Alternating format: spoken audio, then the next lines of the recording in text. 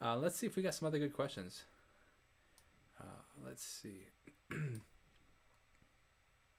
Oh, this is a cool question. Shout Okay. out to Pootle for this question. If you were given complete freedom to produce another song for SB19, what would it sound like? What would genre would it be? How would you produce it? Sexy R&B. I talked Sexy about this. R&B. Oh, really? I need to make them like a sexy R&B track. I like that actually. I like that. That is a Mm-hmm. cool idea, man. You're right. They would first of all crush that Yeah. genre, and then like because they have this huge broad like pretty pretty abrasive on some things, like with Mana and what and kind of thing, and but then also this Mm-hmm. heartfelt side. They kind of cover that whole thing. Now they need this like very like sexy Yeah. deep bass kind of Yeah. e pianos. You got to Mm-hmm. have the chimes. Yeah. Yeah. Yeah. You got it. Oh, I love that, man. That is so cool. That is fun. That's really cool. I think they would crush that. That's Like what I was like hoping they were gonna do one of those in like the Paxivo, but yeah, yeah, because I want one of those with them. I think they would crush that. Do you like producing that style of music? Yeah. Oh yeah. Yeah. I find that personally that music is so hard for me to produce because there's so much emotion needed in that.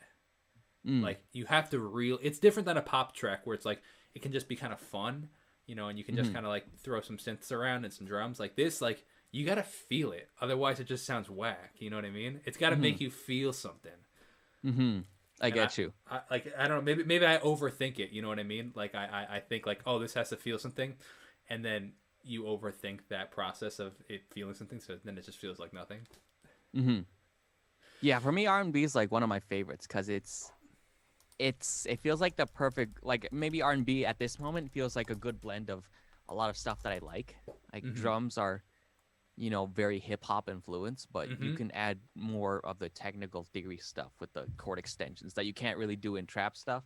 Mm. So there's like it feels really balanced to me, which is why I like it so much. Do you know your technical theory? Yeah, Nice. How did you learn that? I went to university for music composition. If all 4 years? Yeah, 3 years. Like I switched from biology at the beginning. Oh, cool. Very cool. Nice. Good for you.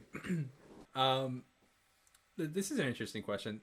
Do you have a habit before like mixing? Do you typically like habitually like will pan things certain ways? I'm gonna adapt that question, but do you habitually like pan things certain ways, EQ things certain ways, or is it always, going with the flow? It's go with the flow, but I mix as I go. So do I. Yeah, I can't enjoy it unless it's the volumes are proper.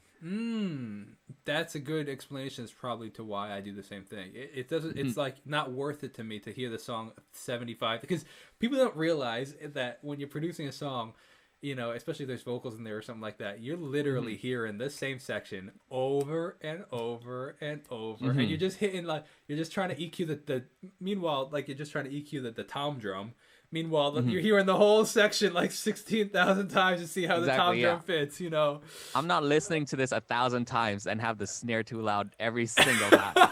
Exactly. Oh, exactly. That's so funny. Or yeah, even like things like reverb and stuff. So, do you add like reverb to your pre mixes, that the rough mixes? Like, how do you export it? I'm curious. When you send it to these I have final mixes. I have a send for the reverb and the delay. Yeah, so if it needs a little bit, I'll just send it over to the reverb track. And then, do you send that with them, or do they? Is that Yeah, I give that with them. So they get the drums dry, and then there is the reverb send as well. so? What it bounces the actual send. Yeah. So you could literally just like solo out that send and hear what the drums, like the reverb of the drums are sounding like. Hmm. Oh, that's actually really interesting. That's probably the way I should start mixing my stuff. I like that. This is a cool question for you. Outside of making music and producing, what are some of Simon Servita's hobbies? What does Simon like to do outside of work?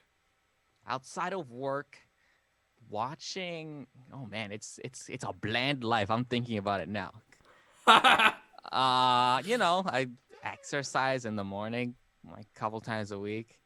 I like to eat out for dinner with my friends. Mm-hmm.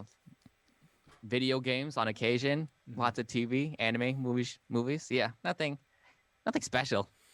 Does work consume a lot of your life? Are you the kind of guy that works 12 hours a day, or are you the kind of guy that works, a couple hours a day?